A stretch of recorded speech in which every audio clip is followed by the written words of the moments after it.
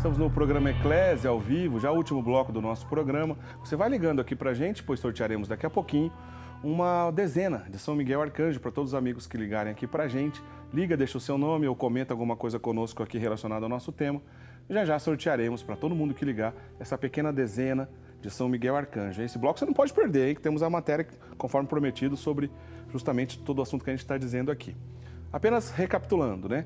O documento Summorum Pontificum, que foi promulgado no ano 2007 pelo Papa Bento XVI, né? Estamos comemorando 10 anos desse documento. Um documento importante na igreja, que eu vou fazer essa pergunta para o Padre Guido, o que ele traz de novidade, né? Mas vale a pena você ter conhecimento desse documento, o que o Papa Bento XVI falou do Papa Gregório Magno, por exemplo, ou do Papa Pio V, como citamos no bloco anterior, um pouco da carga histórica, né, de toda a liturgia, mas lembrando que o rito ordinário e extraordinário da Santa Missa estão disponíveis nas duas ocasiões, que são válidas, belas, podem ser bem celebradas. O latim está presente nas duas ocasiões, inclusive, pois o rito novo, né, a Novus Ordo, não aboliu o latim, continua sendo a língua oficial da Igreja, porém é permitida a sua tradução nas línguas vernáculas. Mas deixa eu ouvir do Padre Guido. Padre Guido, esse documento, Summorum Pontificum, em poucas palavras, o que ele trouxe de novo para a Igreja? Bom, em primeiro lugar, trouxe a preocupação do Santo Padre, o Papa, de preservar dentro da liturgia eucarística, são palavras em língua latina, a lex orandi e a lex credendi. Isto é, aquele encontro que nós fazemos com Deus deve ser um encontro de oração, certo. Lex orandi. E também este encontro deve ser marcado pela lex credendi, isto é, os pontos de fé, os artigos de fé que nós defendemos e professamos não sofrem nenhuma alteração. Certo. Portanto, o Papa autoriza, diante do pedido de fiéis, e de acordo, naturalmente, com a autoridade episcopal, com o seu bispo, a celebração com prudência e com discernimento da Santa Missa, usando aquele que é o missal romano estabelecido já na época tridentina, certo? Em língua latina, em perfeita sintonia com a Igreja, e autoriza, digamos assim, o uso.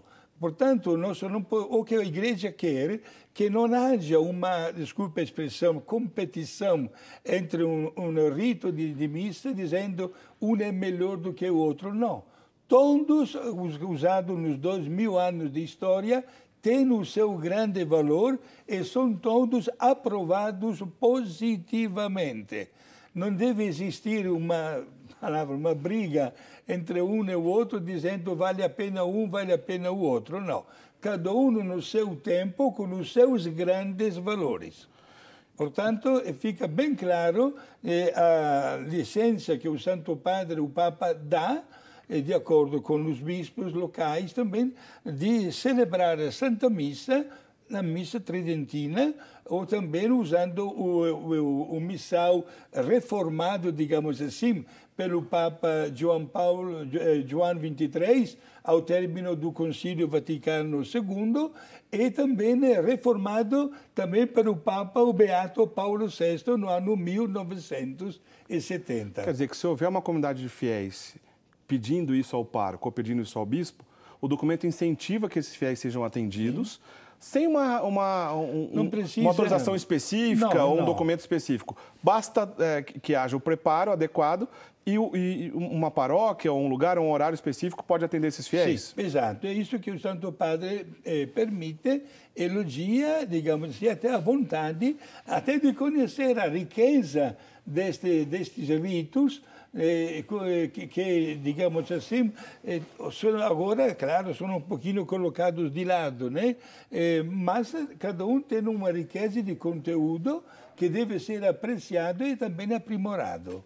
Bom, desde que então esse documento foi promulgado, no ano de 2007, a gente vê muitas paróquias, muitos lugares, justamente, né, promovendo, né, lembrando e celebrando a missa no rito antigo, muitas pessoas participando, muitos jovens participando desse tipo de missa, esse resgate, né, nessa antiga tradição.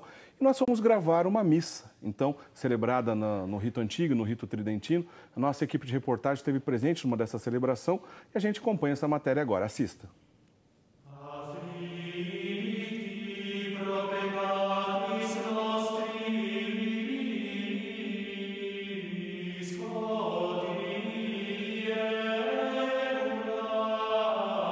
A essência é a mesma: ofertório, consagração e comunhão. Sim, é a mesma, mas o rito extraordinário ou missa tridentina, como é conhecida, tem algumas particularidades. As orações, o cânon rezado em voz baixa. Nós vamos apresentar as principais a você. Antes de acompanhar a missa, vamos mostrar detalhes importantes que são mantidos até hoje para preservar a tradição. A gente vai acompanhar o Padre Jonas, que já está se preparando para se paramentar. O interessante para a gente mostrar para você que está acompanhando a reportagem é que os paramentos também são diferentes do rito ordinário. E é isso que a gente vai mostrar para você. A primeira peça é que geralmente não se usa mais, alguns padres até conservam, é chamado hábito. O hábito é a primeira peça que o padre coloca sobre a cabeça primeiro, para simbolizar a coroa de espinhos, porque a missa é a renovação do sacrifício da cruz. Esta peça nós chamamos de alva, é para lembrar aquela vestimenta que Jesus colocou, ou melhor, que Herodes colocou em Jesus e devolveu então a Pilatos para dizer que ele estava louco, que não estava com o uso das faculdades. E Nosso Senhor, ele foi amarrado na sua paixão. Neste rito, a história é cruzada. Quando o bispo celebra, aí ele coloca solta, para simbolizar que o poder do bispo é maior que do padre. Comumente, nos paramentos, principalmente nos paramentos romanos, tem uma grande cruz atrás, para que todo mundo se lembre que o padre, como Jesus, está carregando a cruz. Que vamos fazer exatamente isso agora. Então, assim o padre está paramentado. Mas eu gostaria também, só de mostrar aqui, o cálice. O padre, ele leva o cálice consigo para o altar.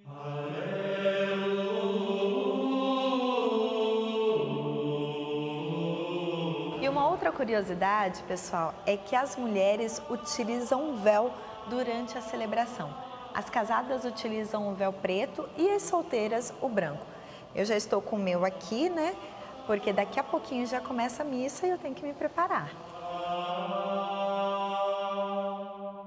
O que distingue o rito nas duas formas, talvez a parte mais aparente, vamos dizer, seria o uso do latim, que é empregado e é obrigatório na celebração do usus antiquior da missa. Glória Patri, et Filio et Spiritus Sancto, sicut erat in principio et nunc et semper et in saecula saeculorum. Amém.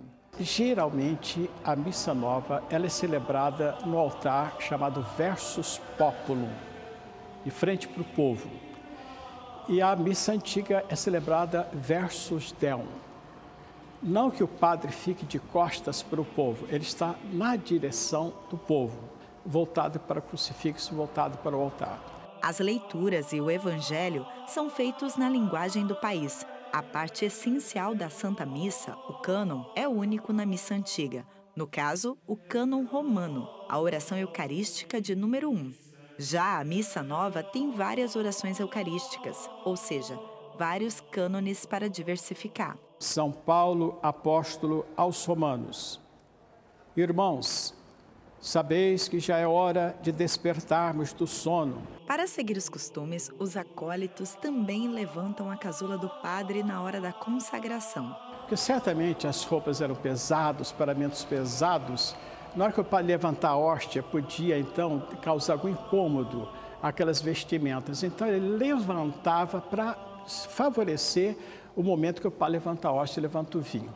Permaneceu isso apenas como uma conservação de uma tradição. E uma outra curiosidade é que aqui, no meio do altar, sob a toalha, fica a Pedra d'Ara, que contém as relíquias de mártires. Aqui, no caso, estão as relíquias de São Timóteo e Santa Vitorina.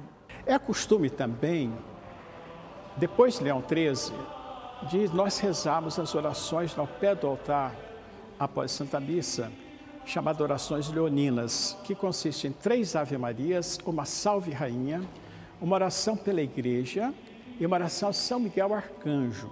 Fructum ventris tui, nobis. Me move a participar da missa tridentina é o fato de que ela é um culto mais solene, né? Mais reservado a Deus mesmo. E que o foco da missa mesmo é o sacrifício de Cristo. Né? O que aparece na missa mesmo é o altar, né? Que isso que é o importante. Eu também vou na Missa Nova, eu sou acólito, inclusive, da Missa Nova. Estou aprendendo ainda da Missa Tridentina. Mas na questão de desenvolvimento espiritual e de fé, eu creio que a Missa Tridentina é melhor para mim nessa questão. A gente aderir à forma tradicional não é estar contra a Igreja. Porque, como diz o Papa, é a mesma forma de oração, lex orandi. São 2 maneiras, mas a mesma fé, a gente reza baseado na mesma fé.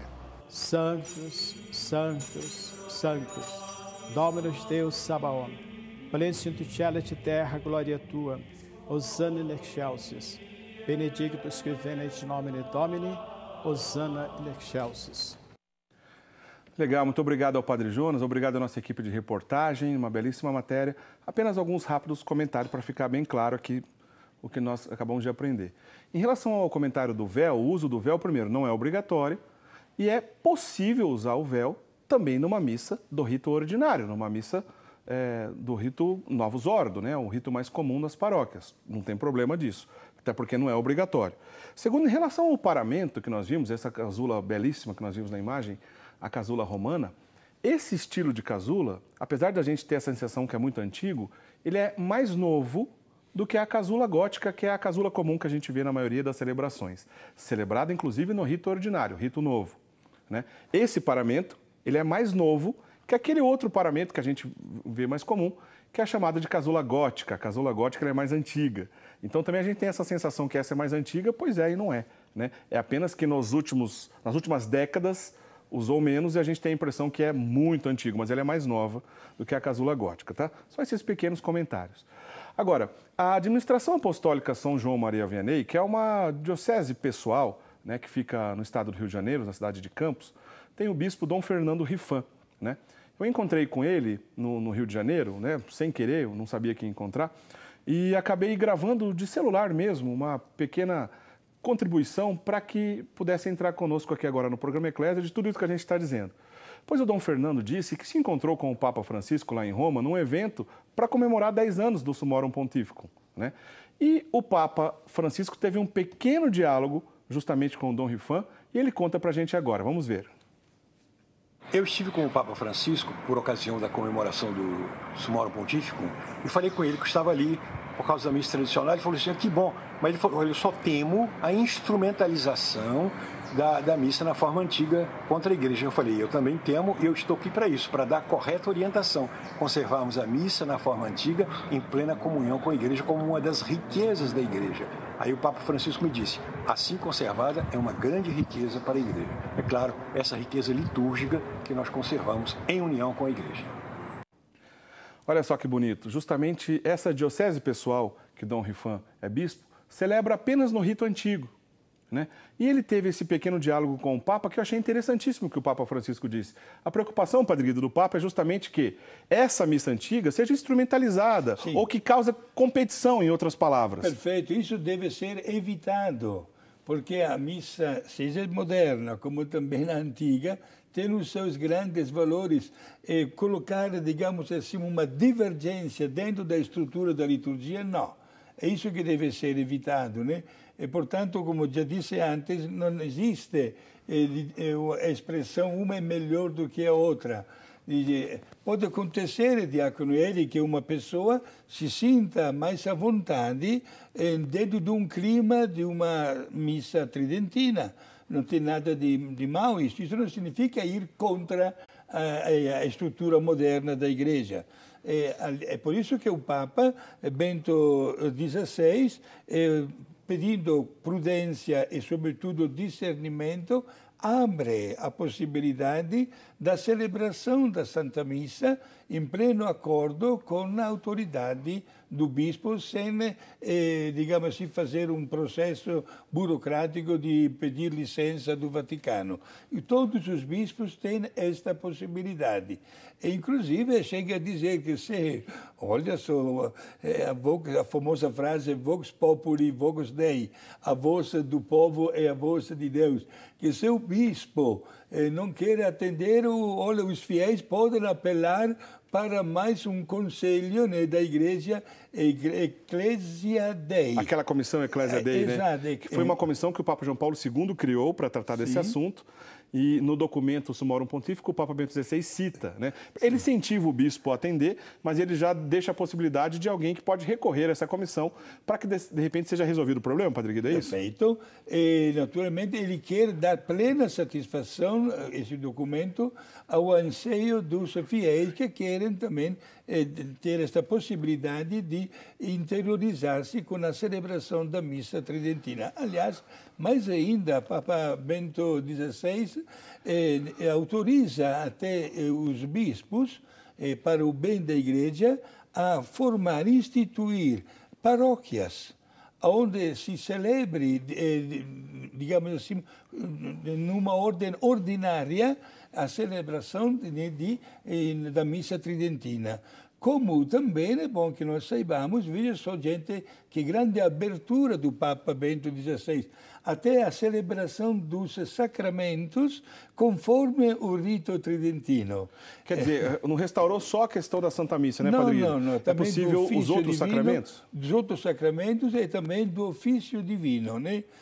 Como é importante, por exemplo, ver no rito tridentino, digamos assim, as várias etapas de um jovem que se torna sacerdote, com aquela tonsura inicial, como a ordem que hoje não existe mais, né? Tonsura, lembrando que é uma consagração a Deus, onde o bispo faz um pequeno corte de cabelo, né? No candidato, em forma de cruz. Em forma de cruz, faz 4 cortes na cabeça, em forma de cruz, né? Já destacando, digamos assim, aquele que é o caminho do jovem candidato ao sacerdócio, né? Até na administração dos sacramentos, minha gente, as pessoas mais idosas, por exemplo, devem lembrar-se que quando o bispo crismava, além de colocar na fronte o santo óleo do crisma, dizendo, olha, recebe por este sinal os dons do Espírito Santo, o bispo até com os 3 dedos da mão direita dava um pequeno tapa na cara, né?